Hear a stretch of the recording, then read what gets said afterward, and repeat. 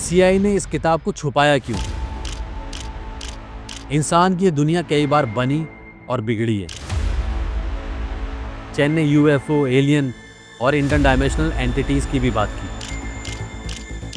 सोचिए, ये किताब इतनी खतरनाक हो सकती है कि सीआईए को उसे छुपाना पड़े।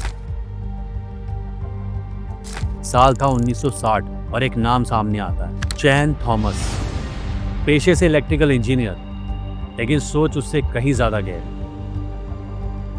उसने लिखी एक किताब, the Adam and ewe story, जिसमें दावा किया गया है कि हर कुछ हजारों सालों में पूरी पृथ्वी का रीसेट होता है।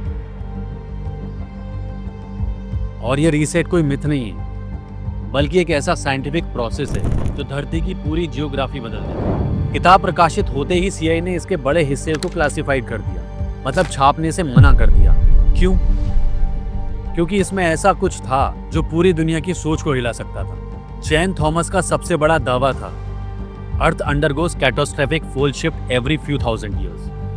पोल शिफ्ट का क्या मतलब है? मतलब ये कि धरती के मैग्नेटिक पोल्स यानी कि नॉर्थ और साउथ अचानक पलट जाते हैं। और ये कोई धीरे धीरे होने वाला प्रोसेस नहीं है, बल्कि एक झटके में घटने वाली विनाशकारी घटना। और इस दौरान जमीन फट जाती है, ओशंस अपनी बाउंड्रीज तोड़ देते हैं, महाद्वीप एक दूसरे से टकराते हैं और पूरा ग्लोबल क्लाइमेट चंद घंटों में बदल जाता है। चैन कहता है कि ये सब कुछ ही घंटों में होता है, और इसके बाद जो बचते हैं वही बनते हैं अगले इंसान, यानी कि अगले एडम और ईव। तो चैन के मुताबिक इंसान की ये दुनिया कई बार बनी और बिगड़ी है।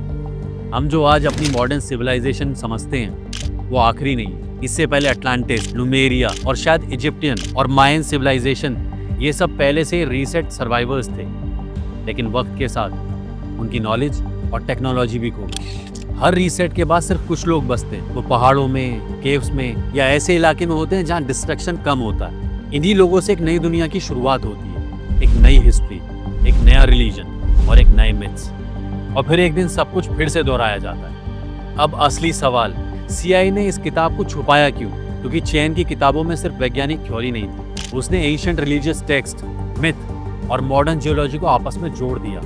उसने कहा बाइबल में नोहा फ्लड, हिंदू धर्म में प्रलय और मायन और इजिप्टियन मिथ, ये सब रियल इवेंट थे और उनका बेस था पोल शिफ्ट। सीआईए को डर था कि अगर ये किताब पब्लिक में आ गई तो लोग रिलीजन और साइंस को एक साथ देखने लगेंगे और ये डिस्टेबलाइज कर सकता है पूरे बिलीफ सिस्टम को। और ऊपर से अगर लोग मान लें कि अर्थ कभी भी रीसेट हो सकती है तो क्या होगा इकोनॉमी का और क्या होगा ग्लोबल स्ट्रक्चर का। सीआईए ने 57 पेजेस किताब से हटा दिए। बाद में फ्रीडम ऑफ इंफॉर्मेशन एक्ट के तहत कुछ इससे सामने आए, लेकिन मेन कंटेंट गायब रहा। और अब आते हैं किताब के टाइटल पर, the Adam and ewe story. Chain Thomas का कहना है कि एडम और ईव कोई धार्मिक पात्र नहीं है, बल्कि हर रीसेट के बाद बचे दो इंसान का रिप्रेजेंटेशन है। जब पूरी धरती तबाह हो जाती है तब कुछ लोग बच जाते हैं और वो ही दोबारा एक नई सभ्यता की नींव रखते हैं। और चैन ने यह भी लिखा कि बाइबिकल फ्लड, जो नोहा की बोट के जरिए एक्सप्लेन किया गया है, असल में एक पोल शिफ्ट की इवेंट थी। एडम और ईव असल में वो लोग थे जो हिमालयाज जैसे हाई ग्राउंड पर बचे और फिर आने वाली पीढ़ियों को सिविलाइज किया। ये कहानी सिर्फ मेटाफर नहीं, ये हिस्ट्री हो सकती है। चैन ने एंशिएंट संस्कृत, हिब्रू और इजिप्शियन टेक्स्ट को स्टडी किया और उनकी सिमिलैरिटीज को पॉइंट आउट किया। और हर कल्चर में आपको एक रीसेट और सर्वाइवर्स की कहानी मिलती है, और ये हिस्सा सबसे मिस्टीरियस और कंट्रोवर्शियल था।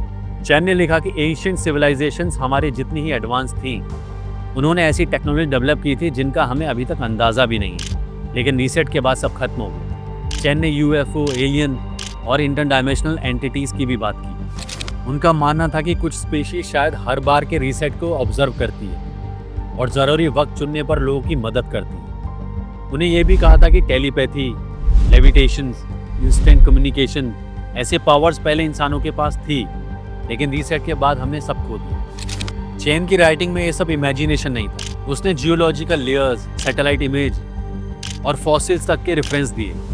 उसके मुताबिक अटलांटिका आज बर्फीला है, लेकिन कभी वो ट्रॉपिक में था और पोल शिफ्ट के बाद सब बदल गया। और चैन थॉमस ने अपनी किताब में साफ लिखा था कि अगला पोल शिफ्ट अब ज़्यादा दूर नहीं। अब आप सोच रहे होंगे कि क्या ये सिर्फ किसी पुराने लेखक की कल्पना थी, लेकिन नहीं। आज के साइंटिस्ट भी ये मानते हैं कि अर्थ के मैग्नेटिक पोल तेजी से अपनी जगह बदल रहे हैं। मैग्नेटिक नॉर्थ पोल, जो पहले कनाडा में था, अब तेजी से साइबेरिया की ओर मूव कर रहा है। अर्थ की मैग्नेटिक फील्ड लगातार कमजोर होती जा रही है और कुछ जगहों पर 30% तक कम हो चुकी है। और नासा की स्टडीज और यूरोपियन स्पेस एजेंसी की सैटेलाइट डेटा ये कंफर्म कर रही है कि कुछ असामान्य तो जरूर हो रहा है। अब चैन थॉमस का मानना था कि जब मैग्नेटिक फील्ड इतनी अनस्टेबल हो जाती है तो अर्थ का कोर रिएक्ट करता है और पूरा क्रस्ट शिफ्ट हो जाता है, यानी कि कॉन्टिनेंट्स खिसकते हैं, ओशंस पलटते हैं और पृथ्वी का नक्शा कुछ ही घंटों में बदल जाता है। और कुछ साइंटिस्ट इसे एग्जेजरेशन मानते हैं, लेकिन जियोलॉजिकल एविडेंस जैसे कि sudden climate changes, extinct species की फॉसिल रिकॉर्ड्स और मैग्नेटिक रिवर्सल की ट्रेसेस ये सजेस्ट करते हैं कि ऐसा पहले भी हो चुका है। अब सवाल ये है, क्या हम अगली बार बच पाएंगे? क्या हम प्रिपेयर्ड हैं? चैन ने तो साफ कहा था, next reset is inevitable, you can only be aware और बी ए विक्टिम। अब इस पूरे टॉपिक को सुन के आपके मन में भी सवाल आ रहा होगा, क्या ये सब बस एक कॉन्स्पिरेसी थ्योरी है या वाकई कोई छुपा हुआ सच? और यही मैं अपनी सोच आपके साथ शेयर करना चाहता हूँ। देखिए दोस्तों, मैं कॉन्स्पिरेसी थ्योरीज में आंख बंद करके यकीन नहीं करता, लेकिन जब इतने एशियंट टेक्स्ट, साइंटिफिक ऑब्जर्वेशंस और हिस्टोरिकल पैटर्न एक ही डायरेक्शन में पॉइंट करते हैं तो हमें आंख मूंद कर इग्नोर नहीं करना चाहिए। चैन थॉमस ने जो कहा वो डराने के लिए नहीं था, वो एक चेतावनी थी। हम इंसानों ने ना एक हैबिट बना ली, जब तक कुछ हमारे सामने ना फट जाए हम उसे सीरियस ही नहीं लेते। क्लाइमेट चेंजेस हो, डिजास्टर्स हो या प्लैनेट की शिफ्टिंग डायनामिक्स, हम सिर्फ न्यूज़ में पढ़कर स्क्रॉल कर देते हैं। पर मैं मानता हूँ कि हमें प्रिपेयर रहना चाहिए, मेंटली, फिजिकली और इमोशनली, और सबसे ज़रूरी अवेयर रहना चाहिए, क्योंकि अवेयरनेस से ही एक्शन आता है और एक्शन से ही बदलाव आता है। तो अब मैं आपसे पूछता हूँ, आप क्या सोचते हैं? क्या चैन थॉमस की कहानी एक फिक्शन थी या सीआईए ने वाकई में कुछ ऐसा छुपा लिया कि जिससे पूरी दुनिया की परसेप्शन ही बदल जाती? अपनी राय कमेंट में हमें ज़रूर बताइए। अगर आपको हमारी ये वीडियो पसंद आए तो प्लीज़ इसे लाइक करें, शेयर करें और मेरे चैनल को सब्सक्राइब करें। तो चलिए मिलते हैं अगली वीडियो में, तब तक के लिए जय हिंद।